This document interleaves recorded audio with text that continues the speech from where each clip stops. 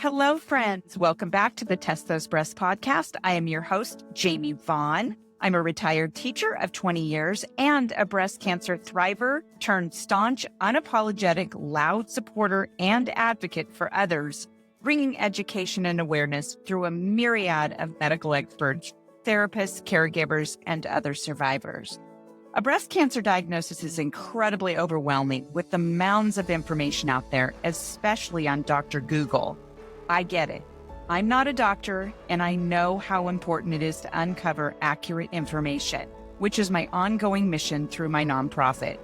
The podcast includes personal stories and opinions from breast cancer survivors and professional physicians, providing the most up-to-date information at the time of recording.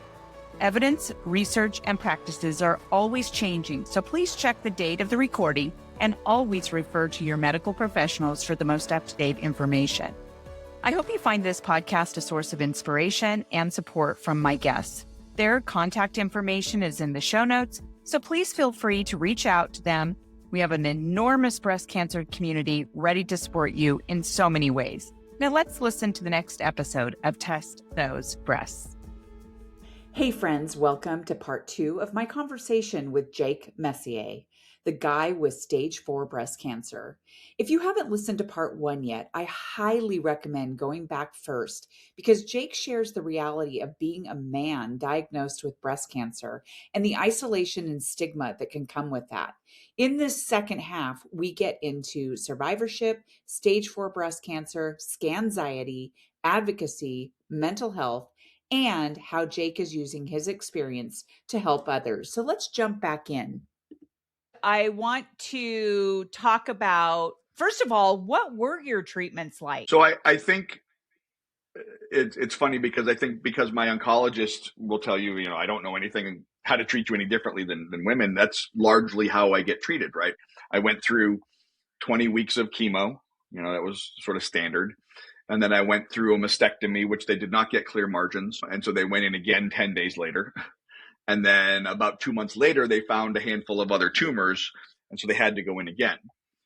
So I had 3 surgeries in total. And then I made it to radiation. And then I went into this NED status, right? And that was great for about 8 months. And then they found another tumor on my hip, which is the one that I just went through about a year of trying to tackle that one. When it metastasized, they went to bone mets and I got it on my hip. And just on Tuesday, we received word that tumor is dead or dying, according to my radiation oncologist.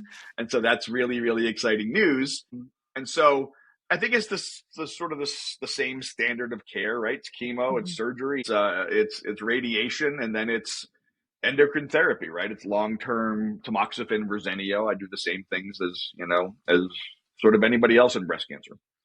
Okay. I noticed that you have sleeves. Do you have lymphedema? What? Yeah. Okay. Yep. So for my audience, so I do have lymphedema in my right. Yep. Okay. All right.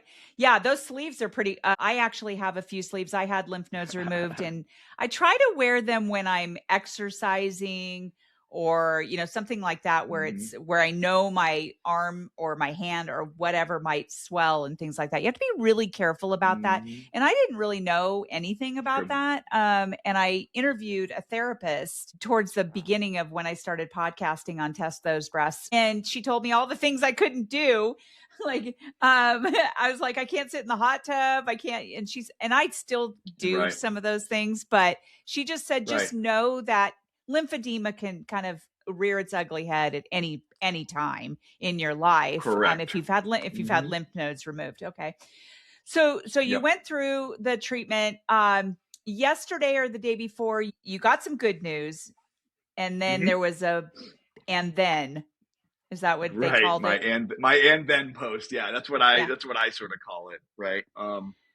Like I said, we went through about a year, 10 months of tracking, trying to get this all under control. And then I went through radiation in December.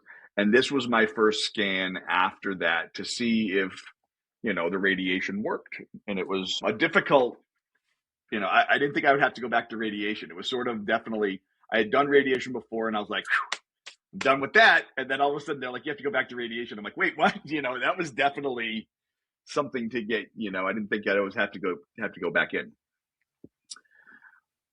When I come to Tuesday, when they're reading me and they say, yeah, the tumor is dead or dying, and there's a space in the bone that will be sort of forever there. It'll fill with scar tissue, but the tumor won't be in that space anymore, right? But the hole will be in the bone, but it'll fill up with scar tissue. And I was like, my wife and I were like, fantastic. Like, this is great news. This is the thing that we've been chasing for 10 months. We finally have, some kind of confirmation from a person with an MD next to their name that this is working, right? Great.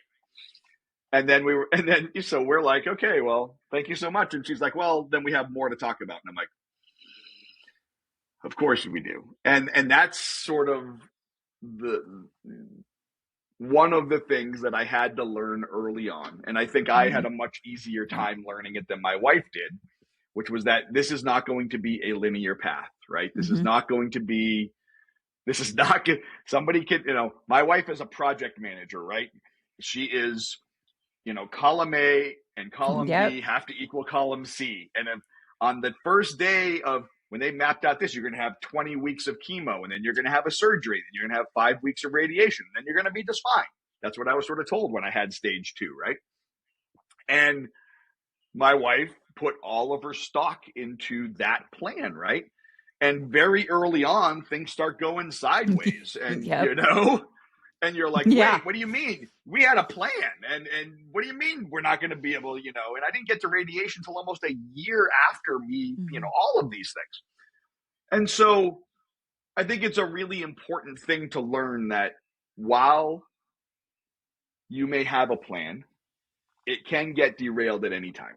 Yep. And that came on Tuesday, right? Where we had this wonderful conversation about how we have tracked down and basically eliminated this tumor. But, the and then part, which is they found a 5 millimeter spot. No one is calling it a tumor yet.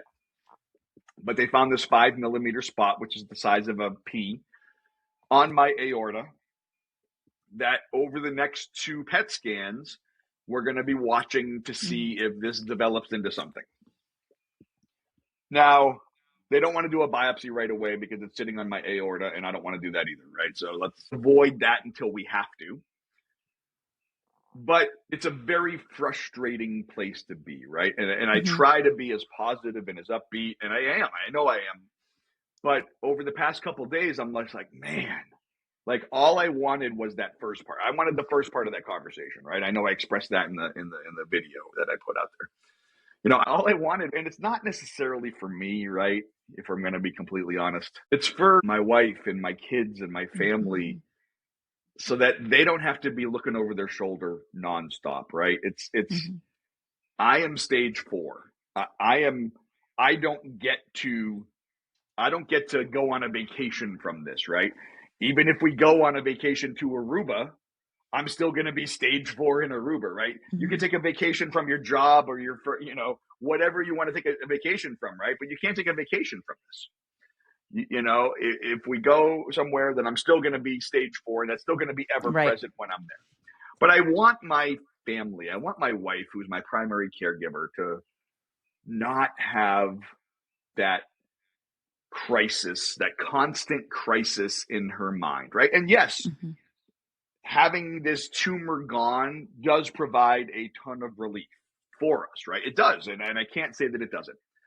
But as soon as they set up my next PET scan, right, for July 25th or whatever it was, I'm now looking at that date going, oh my God, is that the day I'm going to find out that this is now another tumor, right? And so the scanxiety started so much earlier than normally it does. Usually I'm about a week out and I'm like, oh my God, my scan's coming up, and I start getting all the anxiety that comes with my scan. Now, because this just popped up, it won't be for the whole 3 months of me waiting. It's, there'll be times and days that I don't think about it, but it will be ever present in my mind for a majority of that time. So yeah, I think this is an important lesson. Anybody watching this can use me as an example, right? And know that it's normal to be extremely frustrated, that we hunted this thing down. we went after it, we killed it. And then, oh yeah, by the way, we got to look at this next thing. Right. Yep. And then, so this may be another 10 months of tracking this thing and then going in and doing radiation, because the doctor already said we can go in there and get it with radiation and it'll be okay. But then I'm like, okay, well then there will be a next one. Right. And that's where I'm just like, oh, I'm just tired of the fight. Right. Sometimes you want that break, right? You want to be, but you don't ever get it, that is a mental hurdle you have to get over. It's something that I've had to, I'm glad that I just posted the video of me getting the results yesterday, right? That was 2.5 days after I received my results, which gives me 2.5 days to process that. But I'm also glad that I have a little video bank to not be producing anything today. And I hardly ever post on the weekends. And if I do post on the weekends, it's about my family or doing something else, because it all can't be about cancer, right? It has to be about other things. It has to. Right. And so I'm glad that I get, off until Monday before I have to start processing this again, because it's difficult for me, and I think for anybody, to go through this where you finally get to the end of something and then you're like, well, then there's the end then. And that's the part that's defeating and frustrating, but at the same time, it's just part of this. And so you can either let it get you down, or you can sit in it for a day or two and then move on, like I'm going to, right? That's what I'm going to have to do over the next, day or two, is just, okay, well, it's just the next thing, in the same way that I got used to this thing being the next thing. And then, okay, this is the next thing. And then there'll be a next thing after that until there's no more next things. Right. And that'll be okay. Well, and a couple things I want to say. One, you had mentioned a little bit ago about, it's not that I'm not being positive and things like that. We hear a lot of the toxic positivity stuff out there. You need to stay positive. You need to stay positive. Well, I just don't think that we are always able to stay positive. No. And we can be working on things in our survivorship to help with our mental health and help other people in one group. And then you can also be really fucking pissed off too, and really like super depressed and anxious. I'm glad that you swore first, because now that gives me the ability to swear, so we're good. Yeah, no, but it's true. I mean, that's what I talk you're right. about. And on my podcast, it's like, it's okay to feel this and this. Two things can be true at the same time. Exactly. I can be really defeated and depressed that I'm working with an and still very happy that this part is over and this chapter's over, and still be, relatively positive, even though I'm frustrated and everything else, I'm still going to keep a positive attitude, right? There is such a thing as toxic positivity. And I think that comes when you're forcing yourself to be positive when you're not meant to be, right? Right. I allow myself to feel negative emotions, and really, I mean, thank God I have, my therapist is as good as she is, right? She's wonderful. But she encourages mine me too. to, yeah. I mean, I think to be a cancer therapist, you got to be pretty wonderful. But she encourages me to feel all these things, right? And I'm an emoter. I mean, I wouldn't be doing this if I couldn't express my emotions, right? I'm that way anyway. So yeah, it is a difficult place to be, but you eventually have to pull yourself out of that. There was a story, a woman 2 days ago, a mom from Mississippi wrote me, and she wrote me on Instagram, and she's like, so I was diagnosed 6 months ago. I'm 30. I think she's 31, but way too young. Yeah. And she was diagnosed 6 months ago.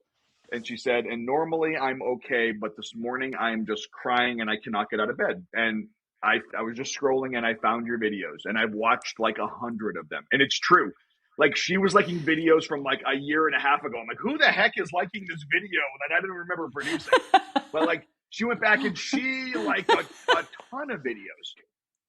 And she said, and you made me get out of bed this morning. And I said, thank you. I said, that's a wonderful sentiment, but I didn't do anything, right? I didn't get you out of bed. You got yourself out of a bed using a tool that you found on the internet, but I didn't get you out of bed. And I think that was an important distinction, where she then felt empowered to go on with her day, which I think was really important. And she said, you know what, you're right. And that makes me feel so much better. And she went on with her day. And, that's the kind of personal impact that I love and I crave from this, right? That's the kind of thing. There was a guy that he shared with me that he was diagnosed 12 years ago with breast cancer. And the only people that knew were his 2 kids, his mother, and his wife. And he said that, I've been watching your videos for about a year, and about a month ago, I finally was brave enough to put on my Facebook profile that I'm a breast cancer survivor. He's been in remission for 10 years. It's not like he's actively fighting this, but he had never been brave enough. And he said, and I got the courage from watching you to just simply change my profile to a breast cancer survivor. Mm. And I said, I'm so proud of you, because that's a huge step for him. I don't know this guy from anybody, but I know that if he didn't tell anybody for 12 years, that changing it on his Facebook profile is a huge step. I said, you don't have to do what I'm doing, right? You don't have to be out there, trying to save the world. But you can try to save people in your own little corner of the world. You've got 23 friends on Facebook, and they all now know that men can get breast cancer. You've changed some lives. You've potentially saved a life. And so those are the kinds of impacts that I want to have. Those are the kinds of things that I'm hoping that we have on a regular basis. Those are the kinds of things that are the most impactful to me in this journey on what I'm doing right now, is those individual outreach where somebody feels a little bit more brave, somebody feels a little bit more courageous, somebody feels like they can go on with their day because of something I posted, right? And great, that's the whole point of this. Right. And, you were not diagnosed that long ago. It was only 2023. That's after I was diagnosed in 2022. And by February of 2023, not even a year later, is when I was sitting in a space where I had just retired after teaching for 20 years. And my whole entire first year of retirement completely changed from what I had originally planned. I had another podcast that I was going to support teachers, and it was all set in motion. And then wham, got breast cancer, found out literally 1 week after my retirement party. Everything changed. And you can tell your wife that. I took my calendar and I mapped out when my chemos were, all the medications that I needed to take before and after and all that, when I was going to finish, all of that. Everything changed by the second treatment because I got COVID and I couldn't get chemo. So they had to push it off a week, and God dang it, I had to change my whole entire calendar. So I am that person too. There's a binder over there. There's a Trapper Keeper binder over there that's this thick, that since the very first day that she writes all of her notes in, and then you can see by week 3 she's scribbling out things and everything else. It's the same thing. Yeah. Same thing. Yeah. Oh, I feel her. And every time somebody reaches out and says, hey, I just got breast cancer, one of the first things I say to them is, I just want you to be aware that things change and you have to sort of be flexible in what you're hearing and what actually happens.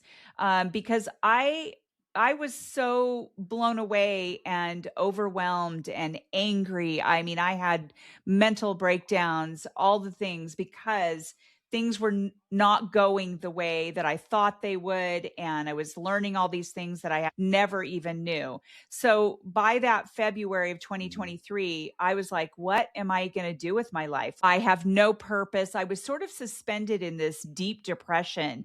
And that's when people were like, well, you should write a book. And I'm like, I don't want to write a book. I love writing, but that's not something that I really would like to do. But I do know how to have conversations, and I do know how to podcast.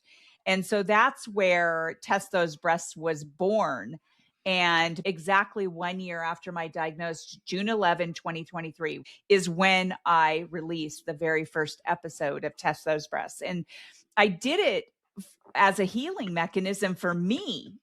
And it turns out Mm-hmm. that it was a healing mechanism for so many other people. So that's why I continue to do this, because I do hear from people from all over the country and the world. I've heard from people from, like, all over in other countries saying, "Hey, I found your podcast and my sister was just diagnosed and it's because of you that blah blah blah," and or, "Hey, I just want to let you know that I listened to such and such podcast, and it's because of you that I went in and got my mammogram. I'm only 25 years old." I mean, these are real stories.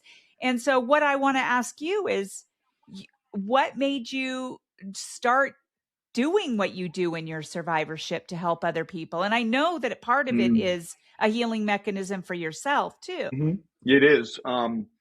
So I think I've been doing social media for decades, right? And personally and professionally, right? So I've been keeping a daily diary on Facebook since about 2008 of our family history. There's something on there every day. So when we go through Facebook memories, it's fun now because there's almost 20 years of Facebook memories on there that we go through Yeah. every day. But I've also worked in social media for almost that same amount of time, right? I was a marketing director, social media. All those things were part of what I did. And so when I got sick, I was like, well, I'm just going to sort of do what you're on social media in the cancer space, right? You see the hundreds, thousands, the tens of thousands that are people out there documenting their journey, right? And they're doing it, and there's so many people, and a lot of them are, I'm just going to say it, really sad and really depressing because they're just capturing all the worst parts of their journey, right? And yes, I understand the need to get some of that out. I do, because not every post that I do is chipper. But I will say that as I started documenting my journey, which I think was very similar to a lot of other people. Hey, I'm going to chemo today. Hey, I'm doing this today. Hey, I can't eat this today. It was just sort of the things that you were experiencing during chemo. What I found is that people were paying a little bit more attention to me because I was a guy, right? And so I'm like, all right, so, I'm a marketer. I understand where to take advantage of opportunities that you see in the marketplace. And I start looking around and I'm like, wait, nobody else is talking about this. Literally nobody else. And so again, as a marketer, as somebody that I'm going to take advantage of a hole in the marketplace, right? And so I just start talking a little bit more about male breast cancer rather than my personal chemo journey that I was on at the time. I would start interjecting a little bit more about, hey, did you guys know that this was a whatever? And start interjecting some more education into my posts. And people start responding to that. And I'm like, well, all right. And how that translates to what I'm doing now is about 6 months into me documenting my journey and me seeing nothing in the space or very little in the space. I don't want to say nothing because there are some people that are trying and doing good work for male breast cancer out there, and they're trying. But I also know that if I took all the skills that I had collected over my 25-year career, right? In the military, I was a broadcast journalist and a combat cameraman, right? Those were my jobs in the military. Wow. So I know video, I know voice, Yeah. I know, Robin Williams in Good Morning Vietnam, that was my job. I was literally a Marine Corps DJ. That was my gig in the Marine Corps. That's why I can do this now, right? Because I had a morning talk show. I had a morning talk show where, you give me a topic and I can talk for 4 hours. And so like, this all sort of came, it was all these disparate skills of branding, of creative, of advertising, of social media, of being able to talk on camera. I've been a keynote before. I've been an MC before at galas. I've done all of these things, right? And so I finally said, okay, well, I can either just be Jake Messier, right? And just be documenting my journey, or I can be, quote, the guy with stage 4 breast cancer and make it a branded channel and turn all of those skills that I know how to use and all those levers I know how to pull in social media and grow this like a branded channel. And that's what I did. TikTok and Instagram were my base channels. And we started, and I was like, well, I'm just going to see where this goes. And it exploded, right? And I'm going to say exploded to the point where I'm very well aware that 50,000 people on social media does not an influencer make. I mean, I'm very well aware of that. Mm-hmm. However, 50,000 people in the cancer world and 50,000 people in the male breast cancer world is a lot of people having a conversation about male breast cancer. And that's where I started getting attention of some of the major breast cancer organizations, right? Like Susan G. Komen Foundation, the National Breast Cancer Foundation.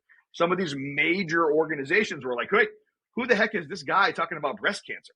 And that sort of started the snowball of, okay, well, if I start bringing in other organizations and start talking about these other things, then, that led to me going to the National Breast Cancer Coalition's Project Lead training last summer, which was a huge step forward in my advocacy, because I didn't even know what an advocate was and what that all meant. So I went to their training and went to this boot camp of advocacy training, and it was great. And I hope I retained 10% of what they tried to teach me. It was amazing. But like from that point, I was like, oh, okay, I can be a voice in this. I can be something that nobody else is being here, right? I can be a guy with breast cancer that wants to be talking about breast cancer in the media, right? And whatever social media, podcasts, the mainstream media, whatever that is. Yes, there's about 2,800 guys a year that are going to get breast cancer in the U.S., right? Not a lot as compared to the number of women, right? But of those, there's maybe 10 to 12,000 survivors in the U.S. right now. There's not too many of those guys that have A, the willingness, or B, the skill set to go and do what I do. So why would I waste that opportunity? And I take that charge really seriously. I'm not monetizing my channels. I'm not making any money off my channels. I am literally doing this for the good and the sake of the other 12,000 men out there that have, whatever, they're lining up behind me as the spokesperson for male breast cancer. Great. I unwittingly take that title on, but that somebody's doing it now. Somebody's out there doing it. And if what I'm hopeful for is that I'm just in this long history timeline of male breast cancer, I'm just a guy that advanced it a little bit. And then in 5 years, there's going to be somebody that comes along that does it way better than I do. And I'm going to be thrilled when they surpass my follower count, because that's going to be that men are getting served more. That means more people are going to be saved. And that's like, it has nothing to do with my own ego. It has to do with literally saving men's lives. And that's why it's so important to me to be doing what I'm doing. You can totally tell that is why you're doing it. I mean, I can read that even in your videos and the videos that you post of your family. And, there's just some people you can tell who are doing it for another reason. And clearly you are, even the pre-interview that I had with you, I could tell what a genuine person that you were, and that you are in this space to hold space for other people, other men, and, to give them some sort of hope and, just kind of help them pull themselves out of that darkness, that voice. Right. Yeah. Yeah. It's well, true that it is a dark place, and I've been in that dark place. So I want nothing more than to anybody. And it's not just men.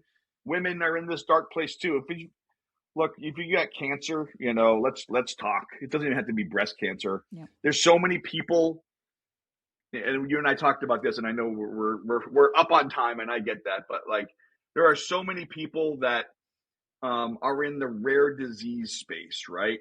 Have you ever heard of appendix cancer? Because I never had, right? But the same number of people that get appendix cancer are the same number of men that are going to get male breast cancer, right? And so I look at that and say, at least I'm in the pink world, right? At least I'm under that huge pink umbrella of the most funded, the most researched, the most well-known. Because I then get to be a part of something if they'll allow me and if I force my way into it, but I at least get to be part of that, right?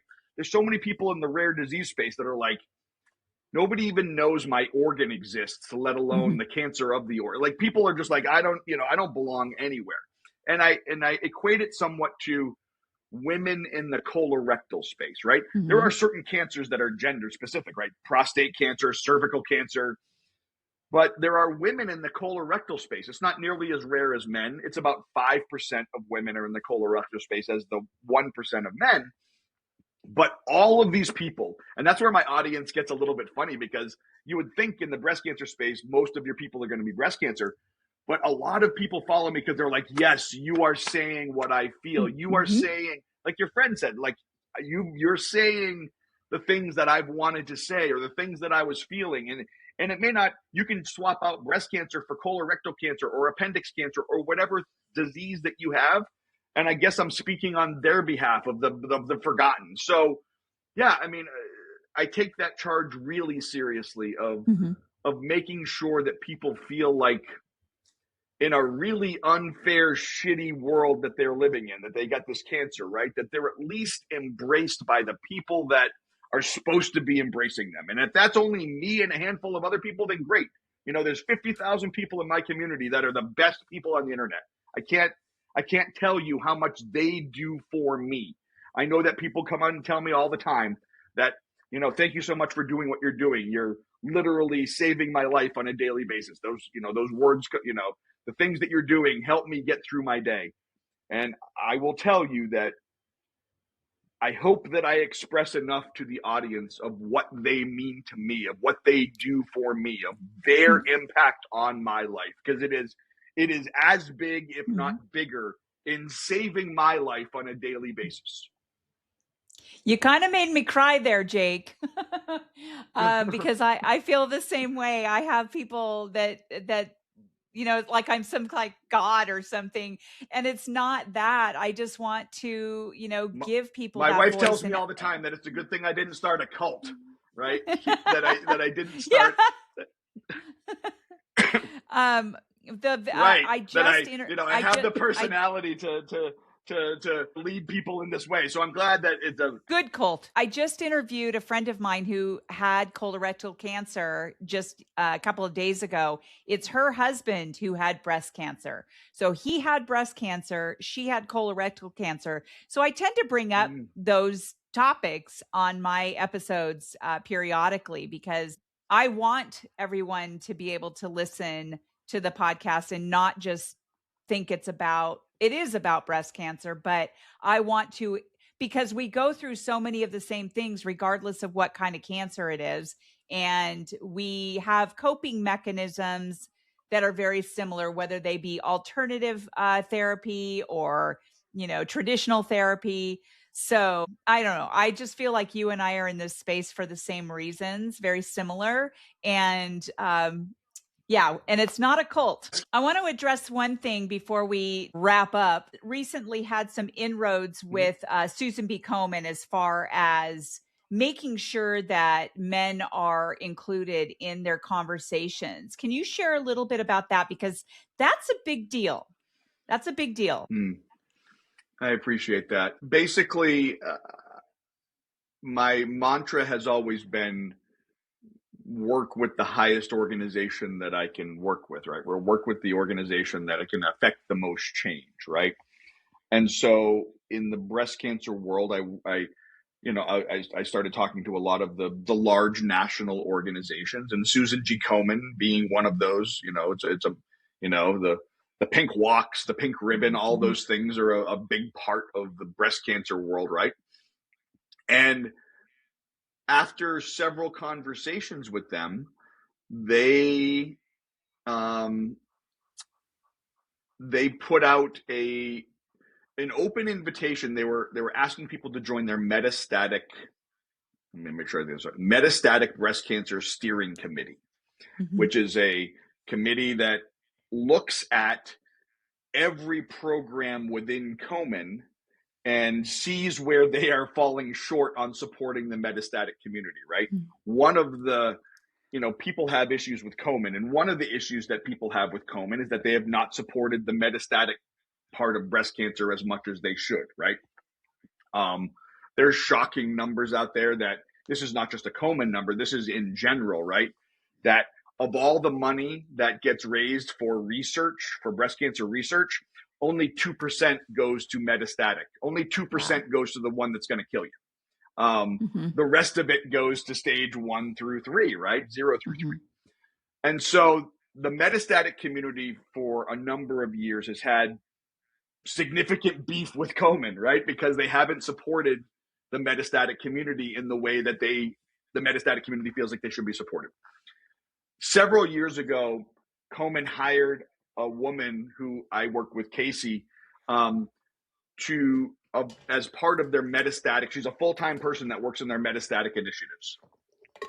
They have taken the time to establish this metastatic steering committee and brought in metastatic patients to point out where Komen is lacking. It's our job to tell Komen where they're wrong, right? It's to tell them, hey, you're not supporting people in the right way here. And when they put out this open call, they had hundreds of applicants for people to join. And I went through, an application process and then an interview process, and then I was asked to join. There are very few male breast cancer patients that have been asked to be on a national breast cancer board, right? And in fact, I'm still trying to figure out if I'm the first one for Komen, right? We're still trying to do some historical. There's been male doctors, there's been male donors, there's been male funders, there's been male partners. But in terms of a male breast cancer patient sitting on a senior breast cancer advisory board, that hasn't happened. And I'm not there simply for the fact that I'm a guy, right? And that's part of it, that I can hopefully integrate more of, hey, you're not meeting the needs of men here as well. I'm there to really look at the metastatic part of this. But I think that there is a change happening in breast cancer today. And it's not just me who thinks this. There's about 2,200 roughly breast cancer organizations in the US, right? There are 3 that deal with men. 3. And so those 3 organizations have said, look, if we have noticed a change over the past couple years.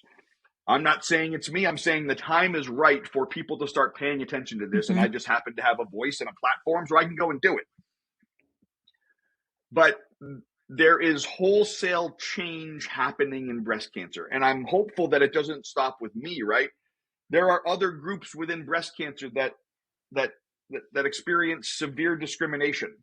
Certainly Black women. I think it's very well documented, the discrimination that Black women have in breast cancer, right? I think, I can't even imagine being non-binary or trans and not fitting into either side of this, but still having that breast tissue, right? We still have breast tissue. So I'm hopeful that the male, the encouragement that we're seeing with bringing more men into the conversation is going to extrapolate out to other groups that are marginalized within breast cancer, that they can feel more part of the conversation. So Komen acknowledging a guy with breast cancer and then putting him on one of their boards, that's a big deal. It's a big deal. And I'm proud of that fact, not just for me. I mean, I've sat on tons of boards. Right now I'm currently boardless. I sit on Komen, but I usually sit on 2 or 3 boards at a time. So being on a board is not what's important. Is that I'm hoping to help the 12,000 guys that they can point and say, look, we've got somebody sitting on a national board that's representing me, or is at least, I'm gonna hopefully sit down with the executive directors of the 3 male breast cancer orgs, and sit with them over the next couple of weeks and say, look, if I can bring up 2 or 3 topics in my meetings with Komen that are going to help advance what you're trying to do, then please let me know what your initiatives are. If you had an audience with the CEO of Komen, what would you want to talk to them about?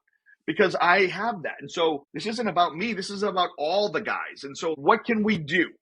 it's an open blue sky, which is, what we have is this amazing blueprint from women doing 70 years of breast cancer. We just get to fast track it as men. I don't have to wait 70 years. I can just take the lessons that you guys have learned over the past 70 years and maybe get this done in 20 rather than 70, where we have wholesale change, where that, maybe there's a Department of Education policy change that in health class, boys are taught that when you find a lump, you tell somebody. But that takes an entire generation to get through, right? Of classes and all those other things. That doesn't happen overnight. So I'm not hopeful that all of a sudden one day, there's going to be a massive pink and blue ribbon out there. No, this is mostly going to be a women's disease. But I think what has to happen is men have to understand that they're susceptible to it. I leave you with this, in that I tell people all the time that one of the biggest funders for breast cancer research out there is the DoD Breast Cancer Project. And every year, the advocates have to go in there and fight for their money that they're going to get from the DoD. And I say all the time, because it's mostly men on these congressional committees who are approving this, I say, how much of a different conversation would it be if every man up on that podium knew that they could get breast cancer, right? Do you think that the question of why should I fund breast cancer would be a lot more diminished if every, 70-year-old congressman knew that they could get breast cancer? And it's not just the congresswomen that are beating this drum. It's the congressmen that are like, hey, this could happen to me too. Though a lot less questions would be asked about funding breast cancer if men knew that they could get it. So, or if one of them actually did get breast cancer and all of a sudden had to go through this. I was just telling my dad this morning. Over breakfast. I said, not that I want celebrities to get cancer, but one of the biggest things that happens, James Vanderbeek, he just passed away a few months ago from colorectal. But the boom that brought into the colorectal community was a massive, fundraising and everything else, awareness and all the things. And not that I want a mainstream movie star to come down with male breast cancer, but it wouldn't hurt. Like, it wouldn't hurt the cause. And if that's what I'm worried about, it's only going to get out there more. So one of my partners that just became partners with Test Those Breasts, BC Ruckus, Sheila Mikal, she's the founder, and she's in the policy space. And it's all, about dense breast tissue and making sure that women are able to get supplemental screening if they have dense breast tissue. And she's fighting. Anyway, she was coined as causing a ruckus. That's why she named it BC Ruckus.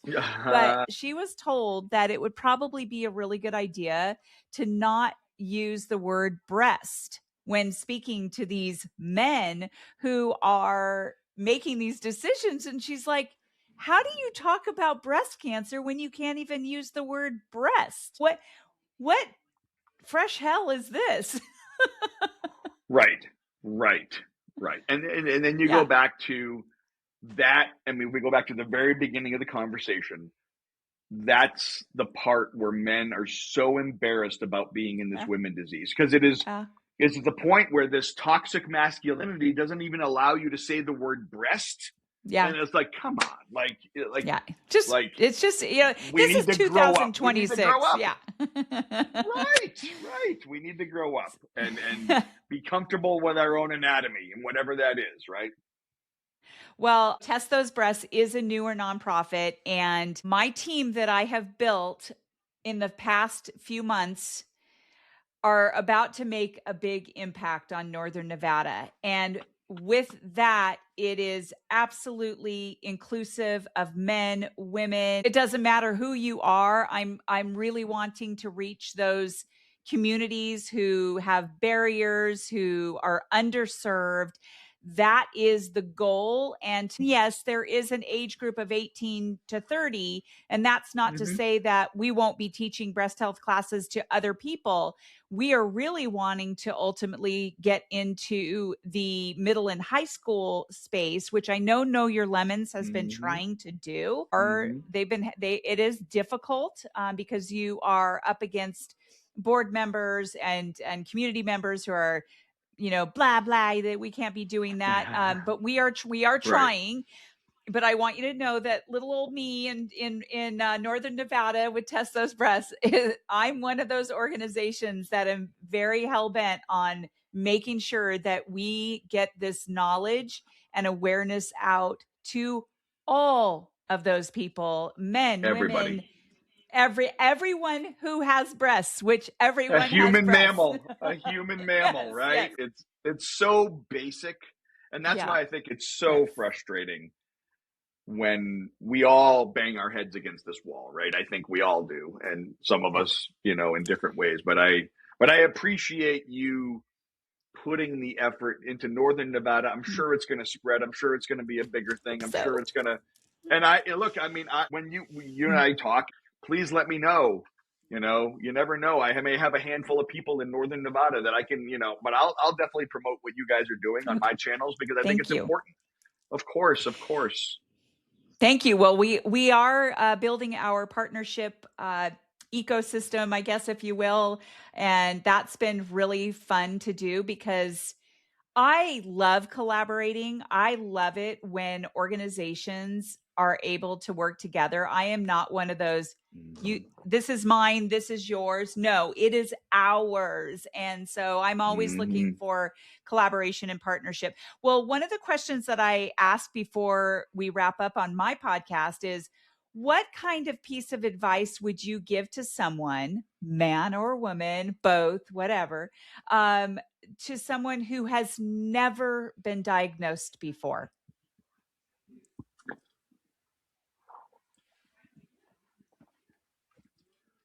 My messaging on social media has to be very light. It has to be handled with kid's glove, right?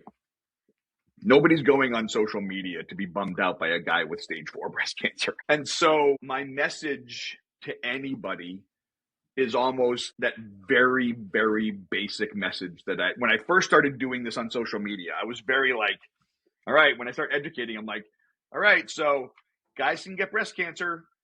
That's it. And I'm backing away.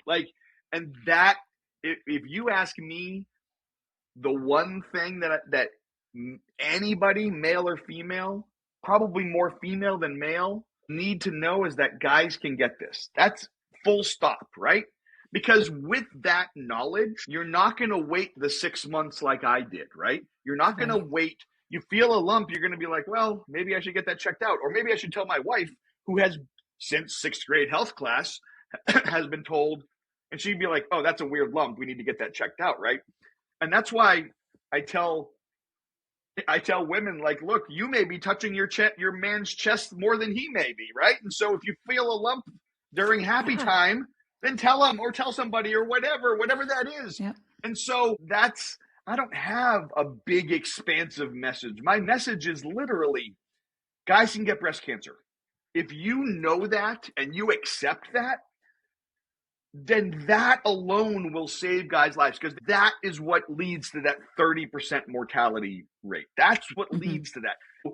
If we could just get every guy, I don't think that you could, above the age of probably 15 in this country, I don't think that you could tell somebody that breast cancer doesn't affect women, right? You couldn't have that conversation because it's too pervasively known throughout modern culture that breast cancer affects women, right?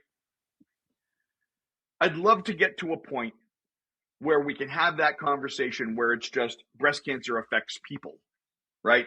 And that's it. People, That's yep. the end of my messaging Yep. because Yep. because that alone will save lives. And so I don't have any grand big plan beyond that. The grand big plan is just awareness. That's all we're Yep. doing. Like I said before, we are 70 years behind women. So it's just awareness. It is, hey, guys can get breast cancer too. I'm not asking you to dwell on that. I'm not asking you to, jump on, Google MD and try to figure out. No, I'm just asking you to tuck that in the back of your brain so that in 40 years, when you're sitting in front of a mirror and you are giving yourself, and you're like, wait, there's a lump, that you don't immediately dismiss it because somewhere along the line, you heard that guys could get breast cancer. That's it. I like it. I like that message. That's such a powerful, important message.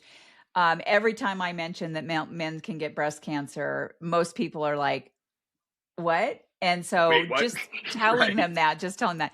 Well, thank you so much, Jake. Do you have anything to say before we wrap up today? I just want to tell you that I'm so grateful that we found each other and, for what you do for the breast cancer community, men, women, all of us. You are very entertaining too, by the way, using Thank your you. entertainment style to bring that awareness to the breast cancer community. So if you have anything to say before we wrap up today. Well, you can find me, as I said before, I'm on Instagram and TikTok at the guy with stage 4 breast cancer, and the 4 is a numerical 4.